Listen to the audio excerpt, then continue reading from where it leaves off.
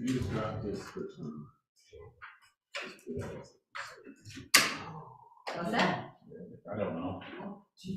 Well, sure, we'll just assume that technology is gonna work on our behalf and get going. Welcome everyone to the Lincolnville Select Board meeting. It is the 12th of February, and before we get going, Mike, would you care to read the quote? I will. This is by Bruce Lee. A good teacher protects his pupils from his own influence. Thank you very much, and I'd like to open the podium for any non-agenda items. Seeing no one jumping up and down, we'll move along to the administrator's report.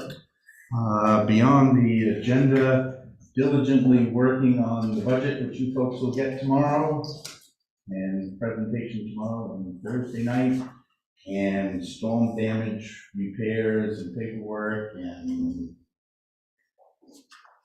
everything else that's pretty much dominated my life for 2 weeks. So I guess the agenda's there. All right, if something comes up, No, I'm not going jump back. in. I do need to remind harbor users that your harbor fees are due next month. Don't be late, because they do go up when you're late, and then if you're really late, you'll lose a privilege. So. All right, thank you. Yep. Let's move along to upcoming meetings and announcements. All meetings are here in the town office unless announced otherwise. The Heart and Soul team is scheduled to meet Tuesday, February 13th at noon, and I'm not sure of the location. I thought it was the library. Lincolnville Community Library. Call here to check if you need to. That would be good. Wage and Personnel Policy Board meets Tuesday, February 13th, 4:30. Budget Committee and Select Board will meet together on both Tuesday and Thursday, February 13th and February 15th at 6 p.m. The town office will be closed in observance of President's Day on Monday, February 19th, and the Select Board meets next on Monday, February 26th, 6 p.m. Thank you very much. Are there any community events anyone wishes to share? Seeing none, let's move along to the meeting minutes from the 22nd of January. I move the board approve the January 22nd, 2024 meeting minutes as presented. Second. Moved and seconded. Any discussion? Seeing nothing, all those in favor? Thank you all very much. Before you get to Linwood, can we back up a minute? Because I remember the other thing about storm damage I wanted to tell you. Of course. Sorry, it doesn't really matter. With the storm damage, we're working diligently on some of it to do cleanup and some of it to get estimates and some of it to file insurance.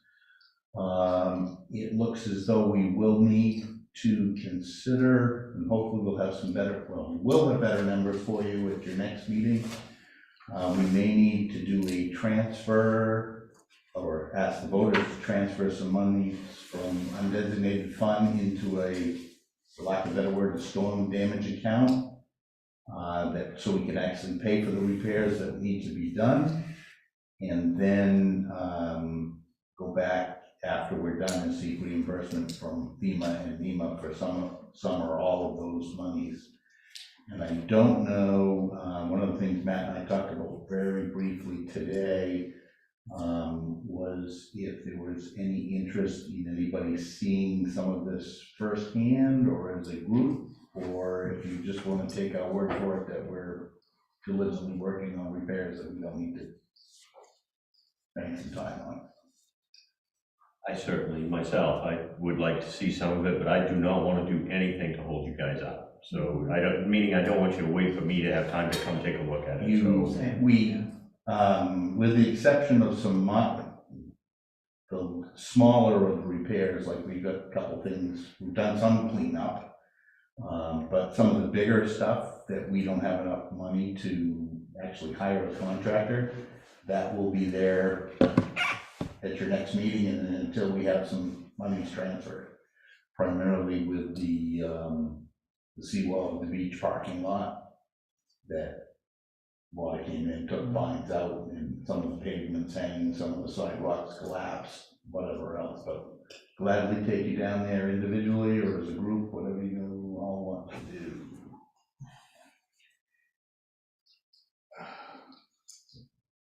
The group seems like the best use of your time. It does, yeah. Do you want to, at what time sunset? We've got daylight before our meeting, so maybe we just Maybe plan on a 5:30. Convene at the beach in 2 weeks and then come up here right after? Sure. Is that, or for those that can make it and those that can't? You I've been can, down and you can go down and Yeah. just Well, already, yeah. So why don't we say 5:30, Okay. down at the beach, and then scurry back here. Just wanted to give you a heads up on that. Yep. Anything else on that, No. David? Okay. All right, great. Well, moving along, we'll invite Linwood up to the podium for our update from our Financial Advisory Committee. Thank you. First of all, thank you for having me once again, and for those of you that don't know me, Linwood Downs, and I'm the chairman of the Financial Advisory Committee, and along with Jordan, and also Steve, as well as ex officio Dave and Kayla. So 3 of us town members, and then 2 people from the town office make up the committee. Just by way of background, for those of you that aren't aware of the committee or don't have a history, over 20 years ago, the town decided to put together a financial advisory committee in order to advise the select board on matters financial, but primarily about reserve levels and investment policies and anything else that came across that seemed to be of interest that had some type of financial aspect to it. So for over 20 years, we've been kind of doing that. And the first thing we did back in 2003 was come up with a fund balance policy that we put together and the board approved. And then the second thing we did was come up with an investment policy, which was basically a policy to give some type of structure to what we should do with any type of reserve funds while they were sitting there unencumbered. So we put together an investment policy and a fund balance policy, and those policies have been in place since 2003. And the policies have worked really well. And essentially, the fund balance policy back in those days, we didn't have much of a reserve. And so at that point, we were striving to have a fund reserve that was at least 25% of the expected expenditures of the town in any given year, 3 months worth of expenditures. That seemed to be in line with what a lot of other towns were doing at the time. And so over time, we've been fortunate in Lincolnville, we've managed to build up that reserve fund. And right now, with annual expenditures depending on financial statements you look at, the last ones that were available to me were 2022 fiscal year. I think we were spending about $9.5 million, $10 million in annual expenditures. So, a target reserve fund would have been somewhere along the lines of about $2.5 million.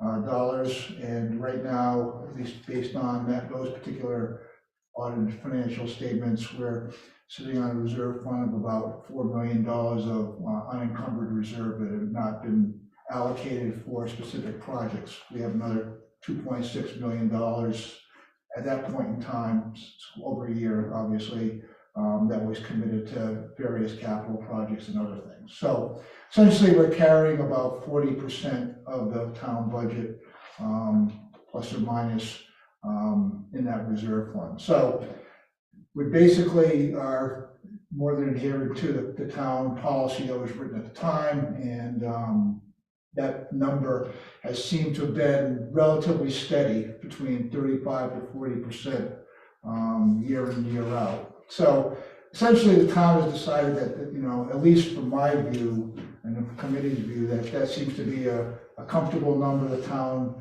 and the select board and is consistently year in and year out and has a desire to keep levels around that level relative to town expenditures. So we've been operating on that level for quite some time. In addition to that, basically we have these funds. So now the question becomes, what do we do with those funds? And we've gone through, we had one investment advisor initially. We changed out investment advisors after about 4 or 5 years to the First National and Wealth Management, and they've been doing a very good job for us since then. The way the investment policy was written was that it gave us a lot of flexibility as far as what to invest in, with certain restrictions with respect to foreign issuers and things that were not liquid or derivative, things that were just kind of beyond plain vanilla stuff that we would invest in, such as cash, bonds, CDs, and mutual funds that were basically large cap, big cap, small cap equity funds. So we were basically had a pretty broad base on the investment policy, and the first, upon the advice that we've had with the Financial Advisory Committee over the last several years, has been running fairly well on a fairly conservative basis. Essentially what we've been doing and what the select board has approved and has allowed is to basically, at the time, back in 2003, 2004, people were very nervous about taking any type of reserve funds out of a checking account, period. So we've decided that, 75% of the overall reserve should probably be invested in either cash or very liquid, short-term, medium-term CDs and bond funds and specific bonds of high quality, very high quality issuers. And we've been following that policy for years and for decades, over 2 decades now. And then the other 25%, we would invest in typically stock mutual funds, typically index funds, and that's what we've been doing. We haven't really invested in any individual stocks or anything like that. We've been basically investing in mutual funds, and most of them have been index funds. So that policy has worked pretty well, and over time, at least since the first has been our investment manager, we're earning a little bit more than the inflation rate.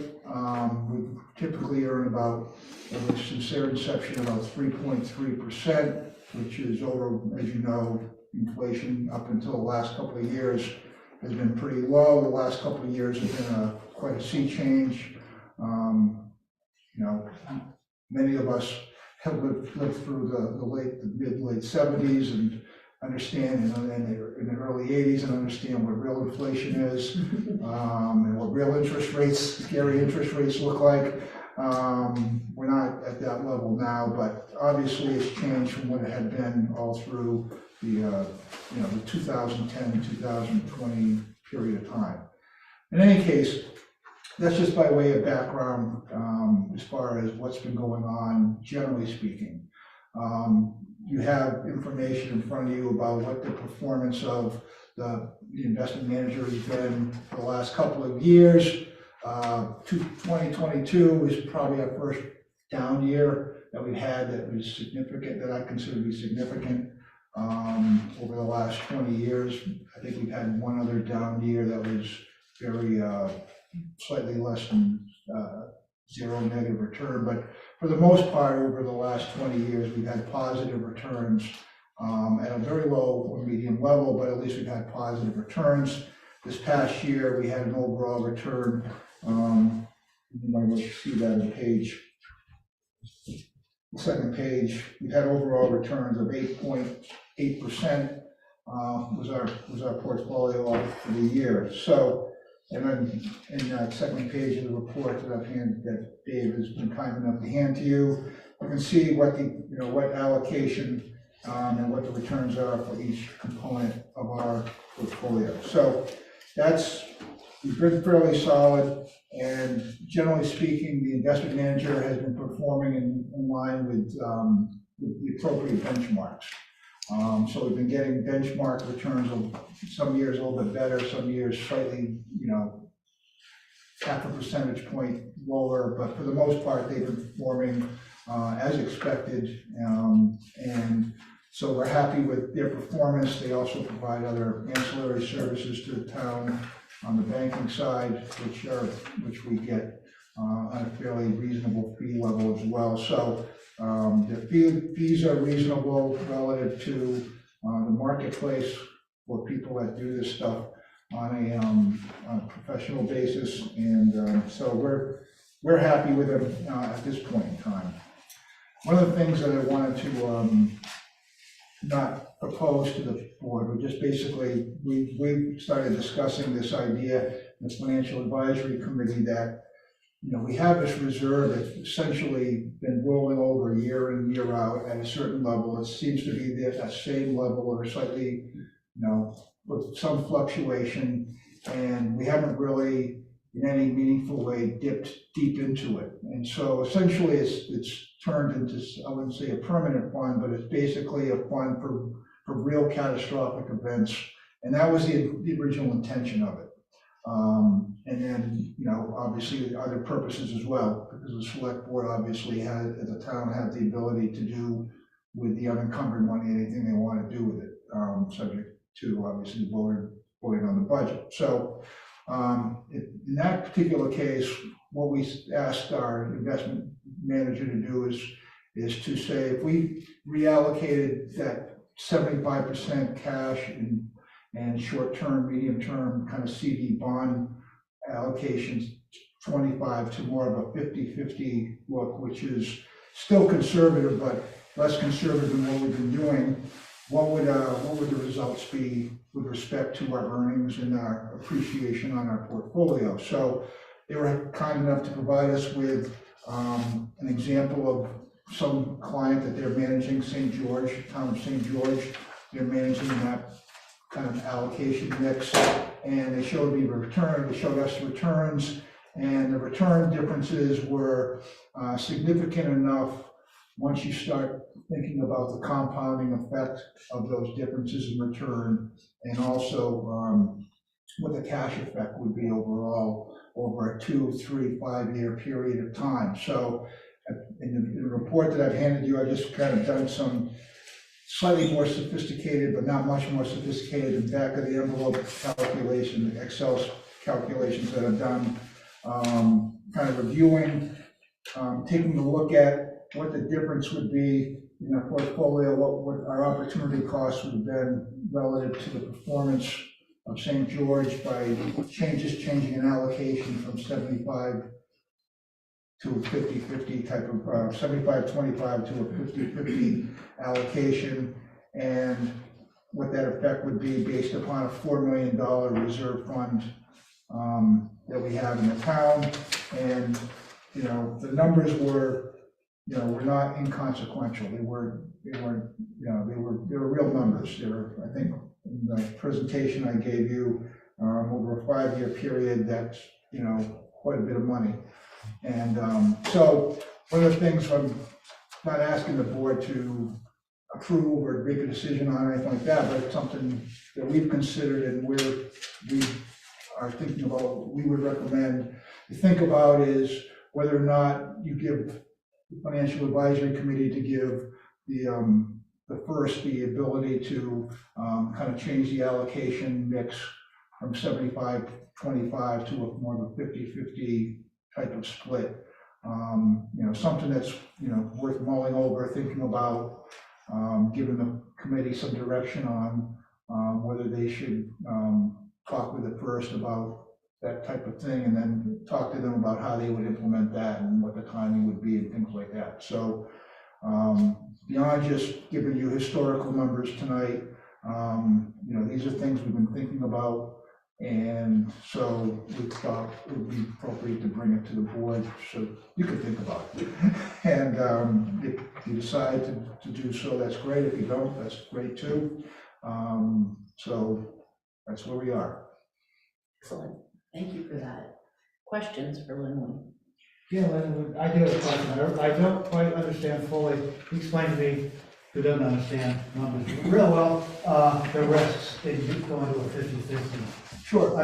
You say what they are right here, but I don't quite understand. Right. Basically, well, it's interesting because the risk is kind of even borne out in some of the numbers there, because obviously you're going to have more short-term volatility if you have more equities in in a portfolio, if we change, we move 25% from conservative to an equity mix, so that you're gonna have more short-term volatility. So what's the practical reality of that? That means that if all of a sudden you needed to draw down, let's say, $3 of the $4 million, if you had a bond mix that, that might be a difference of, I don't know, I'm just talking off the top of my head here, a couple $100,000 difference if you happen to hit in a particular year where the market was down. But as we just saw last year, just because the market's down doesn't necessarily mean the bond market is up, which is a confounding problem that we had last year, which was the first time in decades where both markets had really poor returns. So, we're talking about, under typical circumstances, you'll have more volatility in any probably 1 year if you have the timing wrong, and you may lose and have to really withdraw down quite a bit of that. I mean, if you still have 50-50 split, you still have, let's say, $2 million of the four still sitting there that have been appreciating, and so you're not really tapping into that and realizing that loss. And another thing I just wanted to point out, since we're talking about losses and volatility here, is that last year, our numbers were down in a negative zone last year relative to, other years. And so the question is why, even if you have this conservative 75%, 25% mix. So one of the things that the first has to do as part of their reporting requirements is they have to report market values. Now, what they invest in are things that the reason why the market values were down because the interest rates we were getting on our bond and CD investments were lower than the market. So, but our principal's never been at risk. In other words, we always get our money back. We just won't get the interest rate that we otherwise would get. Now, the risk is if we had to, like you said, if we have a catastrophic event, we have to really pull that money down, then you will realize a loss if your timing happens to coincide with the change with the market situation. So, yeah, there's always risk. I mean, there's risk in doing anything outside of cash. And once you get outside of cash, and even cash can be risky, right? So with inflation. So, I don't know if that answered your question. Contribute a little bit before somebody asks more questions. Everything that we do as a community with our money, collectively our money, is governed by state statute. You can't go out and, go to Hollywood slots and start putting in $100 bills and pulling the lever. But just so you know that there are protections that we're all bound by to do with that money. It's just not. Right. And our policies are all in conformance with state law. And Yes. State guidelines, so. And the initial investment policy, which we didn't provide you all, is the first principle is preservation of, the principal, the initial deposit. Yeah. Was the goal that was set forth 20 years. It's been more than 20 years, hasn't it? 20 years, we've been doing this for 20 years. Yeah, Steve. First of all, thank you very much for the quality discussion. Yes. This has been great. I read this over the weekend and not your report, but this piece here, and was myself thinking, I wonder if I had an immediate question of, should we be moving to a 60-40 or a 50-50 type of mix? And I'm not sure what the possibilities are of, I would think our investment policy would somewhat be contingent on the balance in our overall balances. In that, if for some reason we had the occasion or the dire need to draw down a lot of funds, Right. it would, without requiring much for action, it could actually lead to a change in the policy. So that it goes back to more of a conservative, we've only got $1 million in the account, we've got to protect that $1 million. But when you have $3-4 million in the account, it provides us that comfort level to go to that 50-50 mix. One of the points that I'll just make quickly, is that the investment policy itself doesn't have any specific allocation percentages or guidelines there. It's Okay. really a much more broader language that allows for a lot of flexibility and Okay. judgment. And so based upon the initial setup of how things went, this 75-25% allocation was deemed appropriate by everybody involved there at the time, and we've just continued that along. There's never been anybody knocking on the door asking us to change it, but that was back when the reserve fund was relatively low. And so, we've had good fortune and managed to build up over time. And so now, I mean, I've been doing this for quite some time, and so I was just seeing like the balances of basically what they are, and they're rolling over, and we're not really seeing a lot of, we haven't had any catastrophic events, thank goodness, to really draw down deeply into that reserve.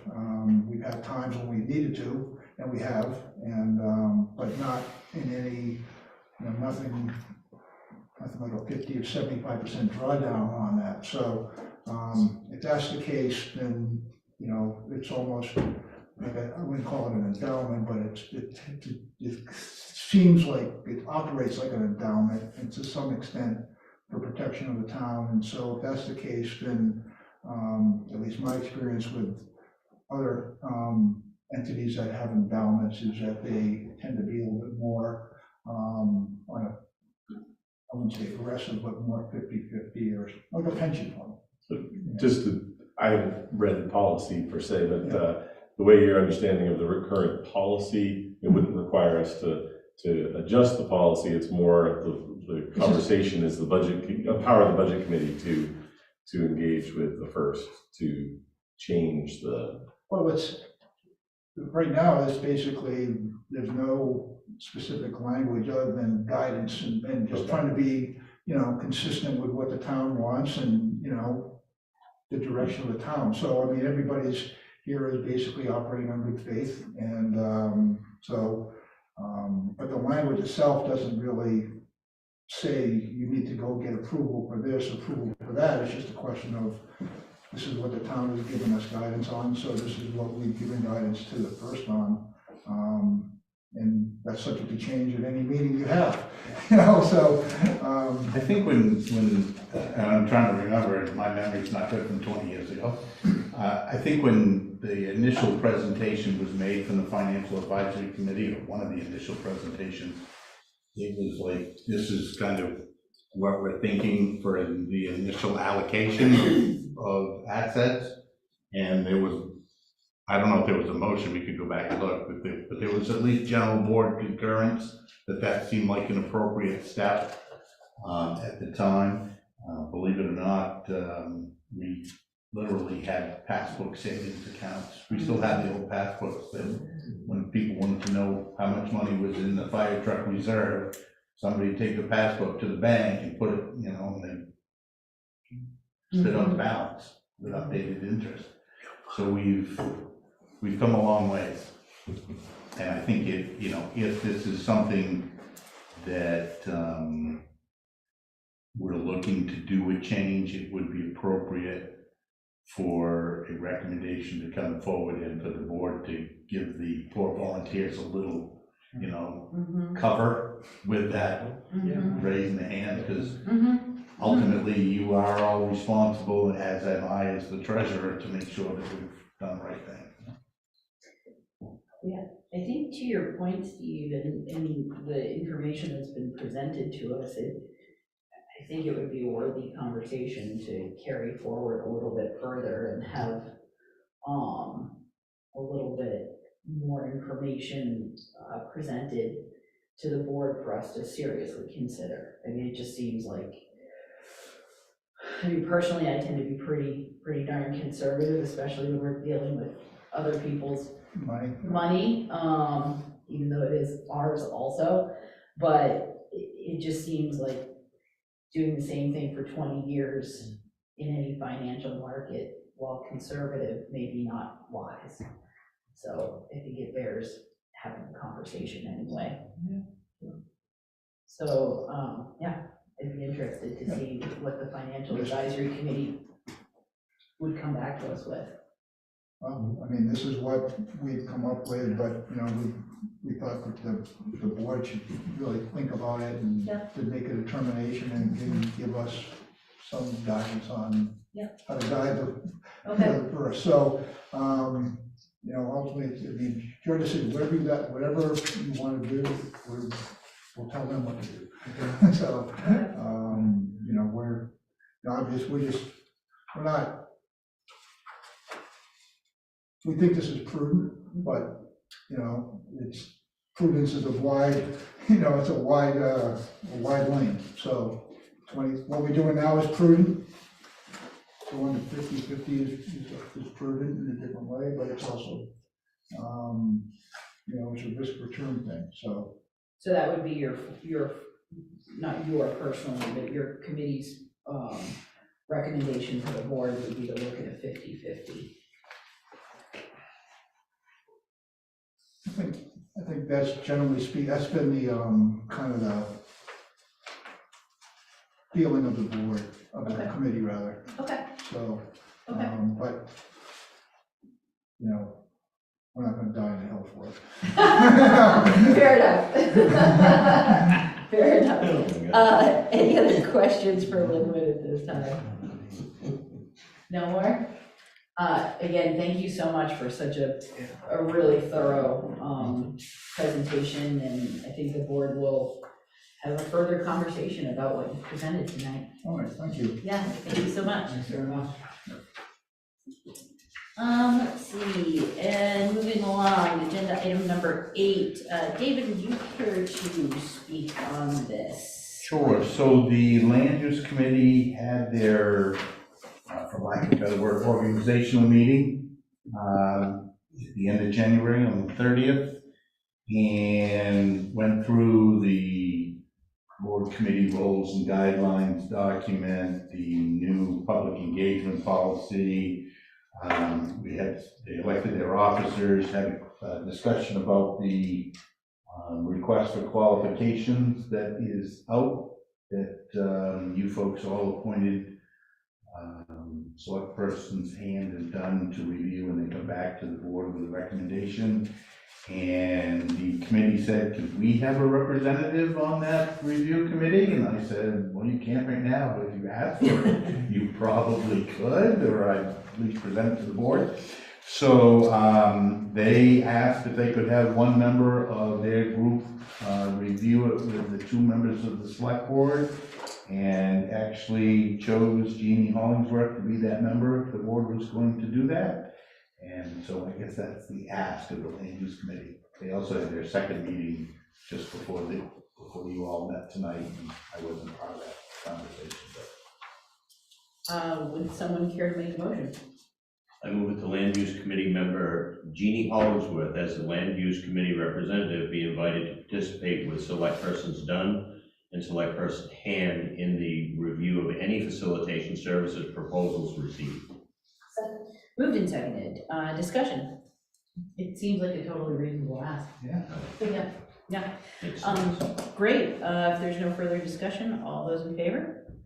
Thank you all very much. And moving along, agenda item number 9, unfortunately, we have received a letter from Cheryl Nevius, tendering her resignation from the Recreation Commission. Can I have a motion, please? Now, I move to accept with regret the resignation of Recreation Commission member Cheryl Nevius. Second. Moved and seconded. Any discussion? How was that committee with membership as far as being able to have a meeting now? They can still, they can get a quorum. We believe we have at least 1, if not 2 individuals that will be coming forward with community interest forms in short order for the board to consider. There'll still be a couple of alternate vacancies. Pending this vote, we'll have two positions open. In lieu of recent conversations regarding committees and things of that nature, I think that particular committee, I think the select board needs to revisit their charge. And sit down with them and go over that. My personal opinion, but I fear that the committee focuses on one area, but yet they have a wide area of responsibility. I may be wrong, but I don't think so. Never hurts to remind the people working for you what you want them to do. And this would be a good time to do it. Absolutely. Great point. Any more discussion? Seeing nothing, all those in favor? And we thank Cheryl for the work that she's put in so far, and wish her the best with all of her free time. All right, David, would you care to chat about agenda item number 10 briefly? Sure. The Board of Appeals recently heard an appeal, which you have a copy of the decision in your non-agenda items in the back. And after that meeting, or after that appeal, they also had some discussions at their meeting when they approved the notice about maybe some possible changes the board should consider to the land use ordinance regarding notification when somebody applies for commercial site plan. And I just put in your packet beyond the chair's very brief email, just some verbiage from our current ordinances so you can see what's required. The Board of Appeals thinks it would be in the town's best interest for town staff to send out notices. We do that now for subdivision applications. For commercial site plans, the applicant is required to send those out and then provide the town with documentation that had been done. And I guess that's. Well, but they're required just for majors, isn't that right? The planning board has a discretion, and I don't think they have to require. Any commercial site plan notice that's required by the planning board, The developer. the developer does. Gotcha, okay. Unlike subdivision where any required notices is sent out by the town. It is. And it's not as, right, there's major and minor, there's amendments, there's change of use, and I'm not an expert in notice of any or all of those, but they all are nuanced in the ordinance. And I think that created some of the confusion for the board of, confusion is kind of a harsh word, but some of the difficulties the Board of Appeals has had. That was gonna be my question, is the thinking behind that to provide accountability and consistency in terms of flow of communication between parties? I think that I can't speak for the Board of Appeals, but I'll do my best. I think they put more faith and trust that the notices will be out timely and consistent if it's done by town staff versus a developer, but the planning board really is the arbiter of whether the adequate notice has gone out. 6 1/2 dozen the other. The part of the not obvious challenge, but part of the challenge is when you make the notice, even if the developer is paying for it, but you make the town staff do it, is, there's only so many hours in a day, days in a week, and months in a year. And, if we got a commercial site plan every planning board meeting, somebody's job would be basically sending out notices a lot, because you have to notify abutters within 500 feet of a commercial site plan. And so you have to figure out where the property is and then go out 500 feet. Well, are they asking to take some responsibility off the planning board and putting it onto the town office staff? Is that how this is going? Because it sounds to me like, and I can't recite our rules and regulations, but it sounds to me like maybe the planning board is supposed to confirm with the builder or developer whether this has been done or not. Right. If for a commercial site plan, if a notice is required, the developer or the developer is required to submit documentation that the appropriate notice has gone out. And then the planning board gets to decide if people are noticed as they were supposed to be. And they do. And unlike with subdivision, the planning board still has to review it to make sure the notices went out, but we, town office staff, does that. Fortunately, we don't get quite as many subdivisions as we do. I just feel that there's a potential for adding another layer in a process that's already in place that needs to be taken care of by who. Right. You know, does that make sense? Well, I mean, yeah, the ultimate, the ultimate goal is to make sure that people are aware of what's Right. occurring and going to impact them. I mean, I think that's the overarching goal that everybody's trying to accomplish with our ordinances. And like most things, there's many different ways to accomplish that goal.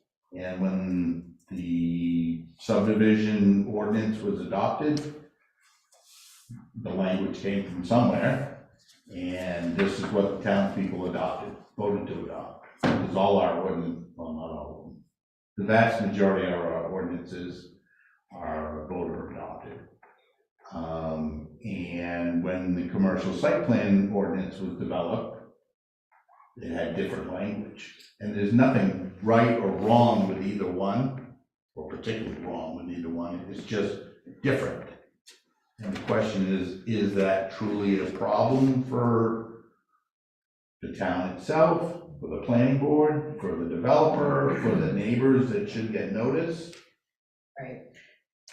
Well, my view, and especially being on the planning board and kind of dealing with some of this, and then watching a couple of applications where there was confusion as to if things have been submitted on time by the developer versus site plan reviews. I like the idea of the developer being required to turn in this paperwork, to do the notification, because it fits with the burden of proof being on the developer to get a permit. The burden of proof is always on the applicant.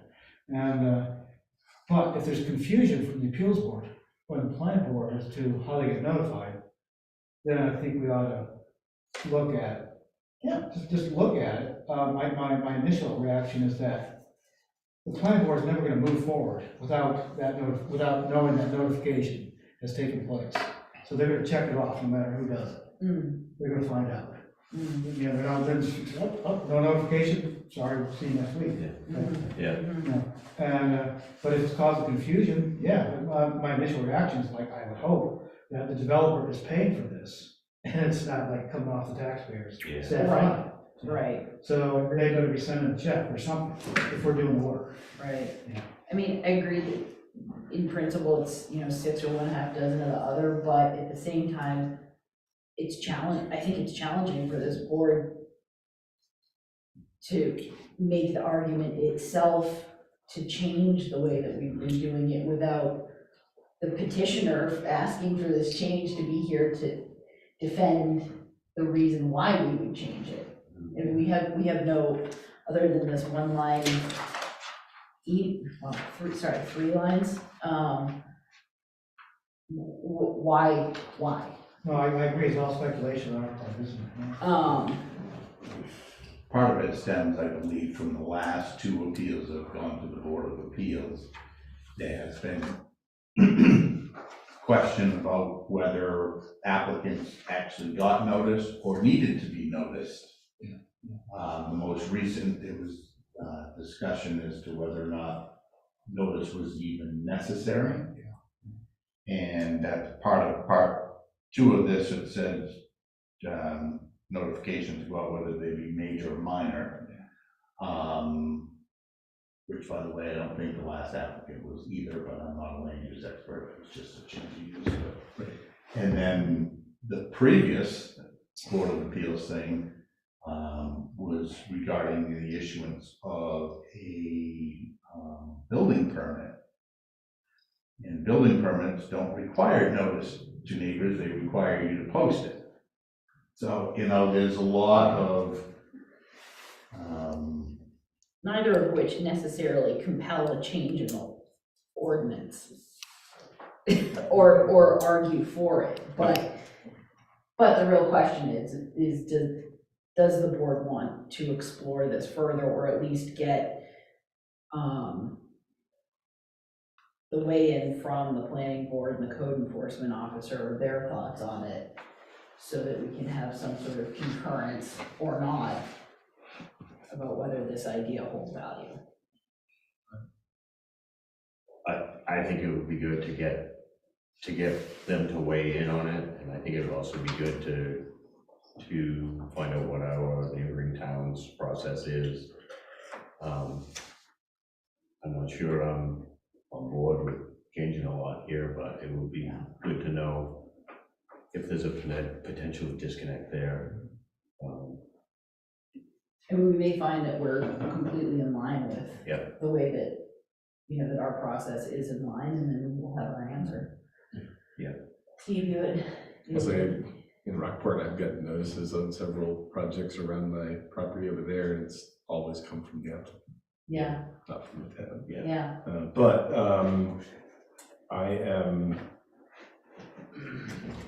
it's hard for me to say I would recommend anything that would put more burden on the workforce or That's what I'm thinking. town workers. Yeah. And number two, I have a hard time even doing any suggested motion without the appeals board, somebody from the appeals board here to say, talk to why we're looking at this.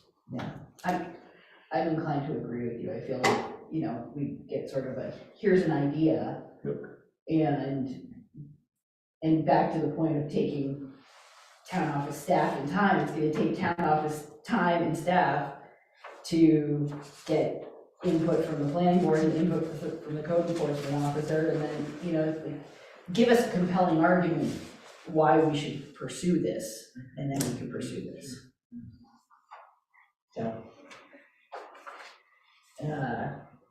concurrence that we're not gonna take any action on it? Yeah, this time? I would concur definitely, yeah. Okay. Great, moving on. Select person Ray. I believe I see my name there, that yeah. this would be, Yeah, well, this is, if you look at number 11 there's an email that I noticed from the Maine Municipal Association yes, about some legislation that's happening tomorrow, a public hearing. Committee is looking at some legislation tomorrow, right? And has to do with reimbursement on property tax stabilization. They're gonna say, oops, we didn't give you all enough. We weren't thinking ahead very well, clearly, now we're gonna do it. And municipal association is looking for municipalities to go out and say, to hold the feet to the fire. And I just thought, if the board wanted to, I would go up there. So now I don't know how the roads are gonna be, but I'll go up there. And make our pitch, if we wanna make a pitch. yeah, And so I asked Dave to draft a letter. With, complete with numbers. So anyway, that's all that is. yeah, I fully support advocating us getting the money to the state that they were going to give us. Right, it's not some change, and they said they were gonna do it, so, yeah, I don't mind. Yeah, well, appreciate You know, point out, wag my finger being at willing to do that. So to that end, would someone care to make a motion, please? I move that the board authorize Selectman Ray to provide testimony to the Joint Standing Committee on Appropriations and Financial Affairs at their January 13th, 2024 public hearing in support of LD 646. It's February of January. I mean, it's said, it's printed Oh, January. I read, but yeah, thank you. I think, Sorry, I'm only a month Yeah. behind. Would you Thank you. care to restate your motion? I move the board authorize selectmen Ray to provide testimony to the joint standing committee on the occasion at fairs at their February 13th, 2024 public hearing in support of LD 646. Second. Moved and seconded. Any discussion? You're not a time traveler, Mike? No, Okay. but I will, That would be- but if the roads are bad, I'll submit this letter by email. Okay. So it's read. Yep. Yeah, well, Okay. yeah, it's in record. Okay. Great. Any further discussion? Seeing nothing, all those in favor? Thank you all very much. And moving along, we have a rewritten recreation area oversight policy with amendments. And we have our public facilities director here, and I'm guessing that you're here and available to speak to this. David, do you wish to Sure. give any sort of introduction to this?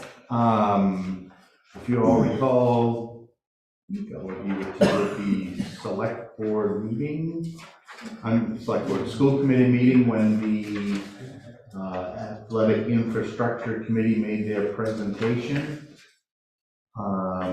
Did you not take up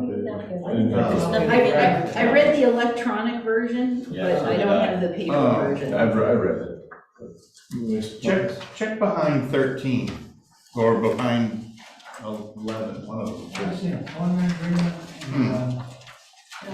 Matt, will you go copy that while I talk very slowly, at least 5 times? To be fair, I did read the electronic I did version, too. so. My apologies for not making your packet.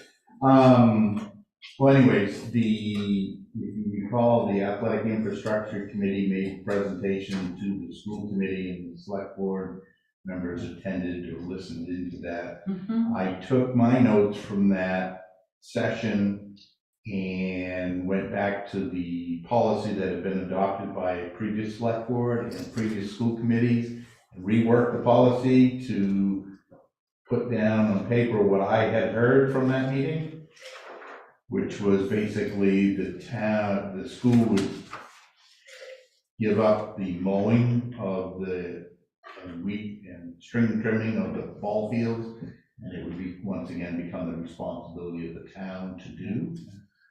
And there might have been a few other nuances within that, which. There's a lot more clarity, I feel That's like, right. in the. And Yeah. sent that to the principal to see if that was what he heard at the meeting. He thought it was, ran it by the school committee, who said they thought it was, but they didn't want to adopt a policy without you folks saying, yep, we thought that was what we heard and talked about too. Yeah. So it's all back to you. Obviously, that policy has impacts on the budget, because if we're going to be mowing and maintaining fields, we don't have any staff, we don't have any money, we don't have any equipment, we don't have a contractor, but we've got a new budget year coming. So we've actually, in the first draft of the budget, assigned some rough dollar numbers to that responsibility. And then if this policy sets forth, the school has agreed to, since they have money in their budget, to continue doing maintenance through the end of June. And then we would pick up at the 1st of July. The challenge with that, and that's partially why Matt is here, is finding a contractor that, has free time to mow 8 or 9 acres of grass and string trim it in the middle of summer, when hopefully if they're any good, they're busy already. We might want to consider reappropriating some money so that we could actually take on the ball field maintenance when grass season is upon us in April. But let's start with the policy to make sure that it outlines who's doing what. Yep. And then we'll figure out when we're going to start and how we're gonna pay for it. Yeah. If that makes any sense. So policy. So in case, this is just a retyped version of what was done previously. The, obviously, the strike-throughs are things that would be deleted, and the underlined are things that would be inserted. Yeah. Yeah. If that doesn't make any sense. I mean, they're minor changes, but they're also really The big, effective. well, the big change is obviously under school responsibilities.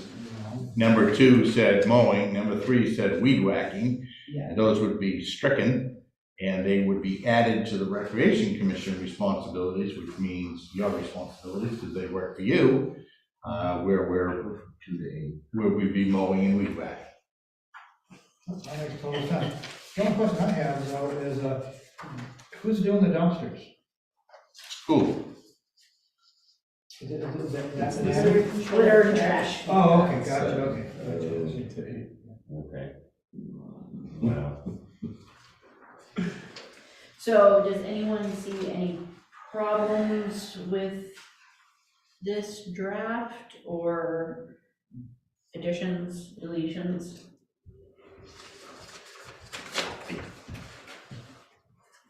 I don't have any problem with that, but there's another process over there which isn't necessarily related to the recreation oversight that I really would like to talk to the board about, but I just don't, and I don't know if I should mention it here or not. Because it ties right in with why we're taking this back. Okay, well, let's deal first with just the mechanics of the joint agreement. So the school committee is on board, the principal's on board. Really, everyone's waiting for us to say, yes, we're also in concurrence with the rough plan. And then, yeah, there's certainly a number of other wrinkles that subsequently we're gonna have to iron out. So as such, does someone want to make a motion, please? I move that the town of Lincolnville Recreation's oversight policy be adopted and forwarded to the school committee for consideration. So moved? Seconded. Further discussion? Seeing none, all those in favor? Thank you very much. Okay, so let's move on, and perhaps something that David and Matt will bring up will also include. So we, as a town, are out to bid currently for lawn care, or maintenance, mowing here, fire stations, harbor, Penobscot Park, whatever else. Matt and I are anticipating bids back on Thursday? 11 o'clock Thursday. Yeah, On Thursday. Matt, would you either Oh, yeah. cozy in with David or come up to the podium so that you folks can hear Oh, you? okay. at home? Yeah, because they won't be able to hear you otherwise. Cozy up. Oh, wonderful. So, Public Facilities Director Dean has been anxious to take on responsibilities of the ball field maintenance, of the athletic field maintenance. And Town Administrator Kinney has been, well, we can't get out ahead of the school committee and the select board because they haven't adopted the policy. Now you've adopted the policy saying we're going to do this. So Matt's going to have to obviously line up a contractor to do the work. Okay, well, we don't have ample funds. We don't know what it's gonna cost, but we don't believe we have ample funds in the current budget to take on the work. For April. Well, our budget year goes through the end of June. Okay. Yeah. Grass is gonna start growing. Oh, I hope before June. It may be growing now, the way summer's coming, you know, or winter's not here. So there's a gap. The school committee last year, because of the policy that was in place, planned on doing ball field maintenance through the end of June, because that was the policy. And then they planned on, unless the policy changed, budgeting for another year. Well, our budget years don't line up with the grass growing season, but anyhow. So I left it thus far with the principal that, this is all on you people to keep up the fields until July 1, because we don't have any manpower, more money to do. That, from a practical standpoint, that's not really gonna be all that effective. Just because if we're gonna try to find a contractor that's gonna pick this up as July 1, any landscape contractor that's worth their weight has got a full schedule, you know, so they can hit the ground running in the spring and continue through the growing season. Which makes the burden a little bit heavier on that to find somebody July 1. So we've been discussing the possibility of how could we fund this and relieve the school committee of their responsibilities earlier. And basically we could do a whole season. So kind of the thought process would be, now that the policy's been adopted, the school committee is ready to adopt it, hopefully at their next meeting officially, would be to seek pricing for doing the job over there and see what we have for a shortfall and perhaps fund that ourselves and move up the takeover date. Yep. But we're here for your thoughts and suggestions, and maybe Matt's got more he wants to contribute, or maybe I just stole all his words from earlier today and dumped them onto your lap. Yeah, any thoughts immediately, Matt, on I think we're gonna get a better deal if the mowing contract is the fire department here, parks, and the school. One contractor, one price. I think we're gonna do better than shopping it as two different bids, potentially two different contractors.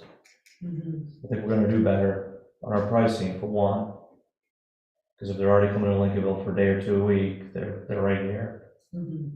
And I really want to, I've been the one pushing for April 1st. I want the ball fields to look good for spring sports. And I don't want to wait till July. Yeah, it doesn't make sense to break it up. Yeah, Robin?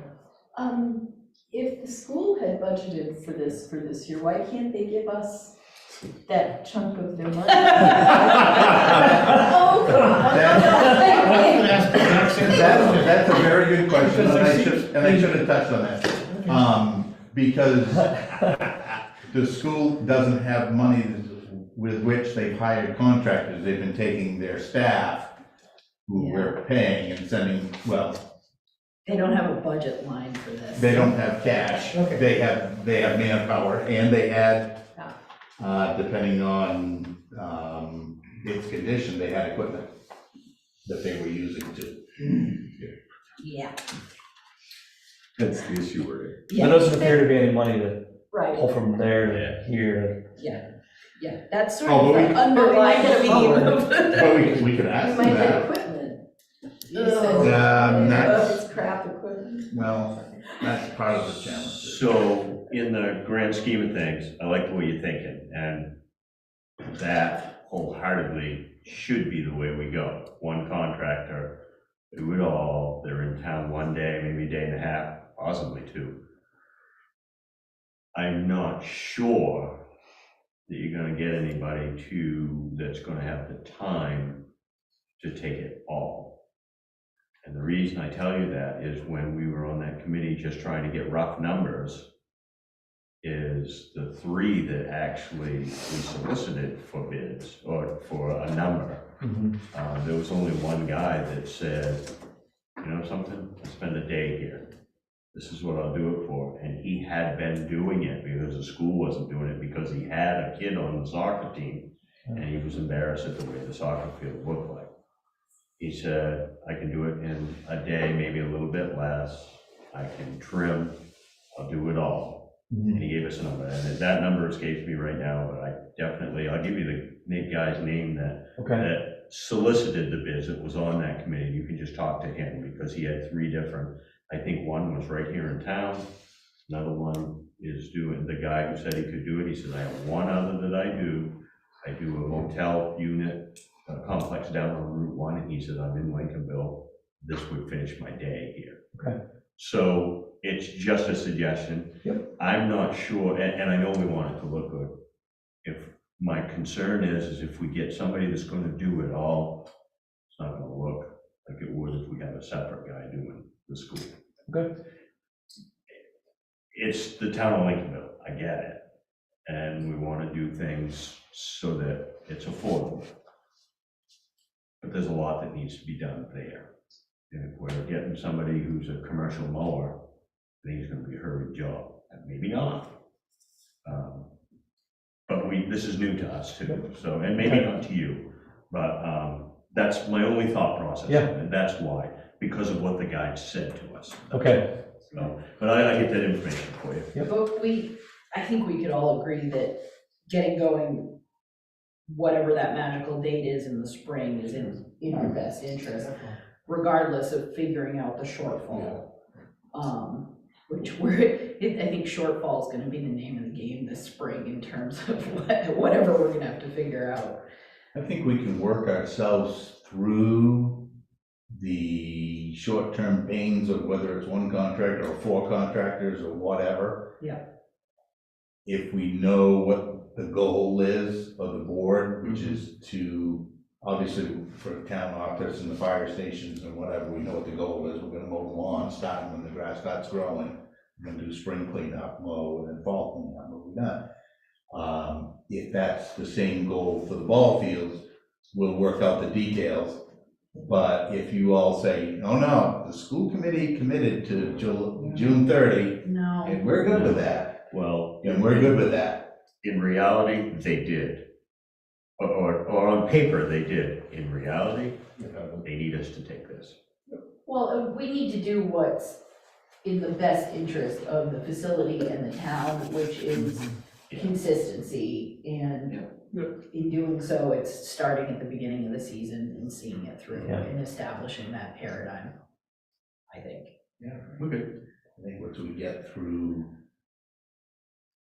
the transition from what you've been doing to what you want to do is always the most difficult part of that dynamic. And I think once we get through this initial 4-month hurdle, that in subsequent years, it will be smoother and easier. It's just how do we get from what we've been doing to what we need to do? Yeah. And that's what we have good people working for us for. So let's segue into the next one, please. No. The next Yeah. agenda item. So are you satisfied with a general concurrence? Yeah, I plan think from we now have a policy. Yep. And we'll start planning whatever we need to do to implement the policy as soon as the grass is growing or spring is upon us. And we'll work closely with the school, because I'm pretty sure they're gonna adopt that policy in a heartbeat, because it relieves a lot of their burden. Yep. And just a wrinkle in between. Okay. Need anything else from us at this point? Not for the school, no. Nope, I No. Okay, we're good. great. I know what to do now. We'll huddle on the Super. next day here. Thank you so much. Karen, you all set for now? Maybe we should chat. Maybe we should chat another time. Yeah, I think it Okay. probably should. Okay. All right. With you and I will have a conversation. Yeah. All right. Okay, sounds good. All right, get going. Thanks, Matt. Thank you. Moving along, we have in front of us, our town administrator's employment agreement. This was sent off to, Sally, our legal counsel, to review. She sent it back, and I put my eyeballs on it and I didn't see anything wrong. And so here it is before the board to act on. And so if there isn't anything that we all missed, I would entertain a motion. I move that the board approve and sign the employment agreement by and between the town of Lincolnville and town administrator David B. Kinney. Second. Moved and seconded. Any discussion? No, none? Good, perfect. All those in favor? And thank you, David. Thank you. Moving along to select person updates. Kern, give an update for us. I have nothing to say. Regarding this topic. D. Michael Ray, do you have an update for us? Except to point your attention to one, F. Yep. The appendix there. Yep. The MCOG newsletter. Yep, And because there's a lot of exciting things happening out there. yep, And give you an idea of what they are, what it is. yes, thank you. Yeah. Steve. I would note that yesterday, the Heart and Soul Committee had their summit. Did a welcome the people there, thanking everybody for participation. I didn't get to attend the whole time, but from what it appears, it's some great output from the day, or from the couple hours. Super, thank you. Robin, anything? Yeah, the county budget that I reported on last time, after we voted the budget, they realized that $580,000 that they thought they had not taken out at the beginning, they accidentally took out twice. So they had to find another $580,000. And so we had a couple of meetings about it and ended up splitting the difference where the county was coming up with $290,000 from some rainy day funds and other sources that they had, and we added $290,000 to the jail budget. So like a couple of months ago, we said, heads up, folks, Yeah, it looks like you're gonna have, municipalities are gonna have 580,000, now it's 290. yes, Yeah, basically. Yeah. well, thanks for great news. You're welcome. Although, as they pointed out several points in the meeting, by us not funding the whole thing, we're sort of in the hole for next year because the jail budget is going to be that whole 580 higher this year, which means that next year you're starting from there. Mm-hmm. So, but, yeah. It is what it is. Yeah. Well, thank you for Thanks a lot, Rob. the many, many, Don't kill the messenger. many The days. messenger gets to walk out alive. Yeah, no. We had some bloody meetings, I would say. Yeah, it sounds like it. And I don't have any update except to draw your attention to the information in the non-agenda items regarding work that the town of Rockport is doing with their EMS. And so should we, by some miracle, be able to convene a EMS review committee meeting this month, should prove interesting.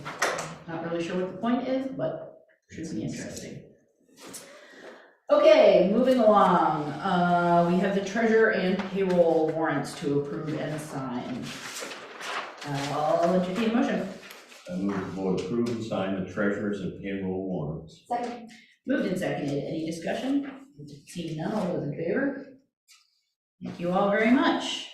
And if there's no other business that the board wishes to attend to in its public session, we have an executive session regarding the possible acquisition or disposition of real property, and I will need a motion, I please. move that the board enter executive session pursuant to Title 1 MRSA Section 405 6C to discuss the possible acquisition or disposition of real property.